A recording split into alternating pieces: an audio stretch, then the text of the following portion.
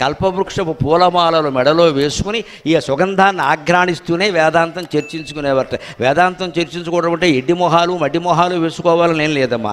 అందంగా ఆనందంగా ఉండే వేదాంతం మాట్లాడుకోవచ్చు, దానికి అభ్యంతరం ఏం లేదు. సంపూర్ణంగా పట్టుచీర కట్టుకుని సర్వాభరణాలు వేసుకుని వేదాంతం మాట్లాడుకోవచ్చు, ఇబ్బంది లేదు. లలితాదేవి అలాగే ఉంటుంది, మడ్డి మొహం వేసుకుని ఉండదు ఆవిడ సర్వాభరణాలతో ఉంటుంది అక్కడ. అలాగే ఉండొచ్చండి.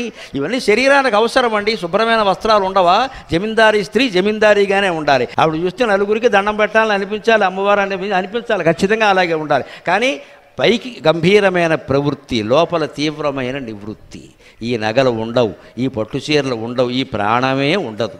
ఇవన్నీ ఎందుకున్నాయంటే ఏదో ఫలానా ఇంట్లో పుట్టబట్టి ఫలానా ఆయన్ని చేసుకోబట్టి నా కృషి వల్ల అదృష్టం వల్ల ఇవన్నీ వచ్చాయి. ప్రాణం పోతే ఇవన్నీ ఉండవు, ఒక దెబ్బలో తీసి పారేస్తారు అని ఈ వైరాగ్యం మనస్సులో ఉంటే పట్టుచీరలు కట్టుకోవచ్చు, పండుటాకులు కట్టుకోవచ్చు.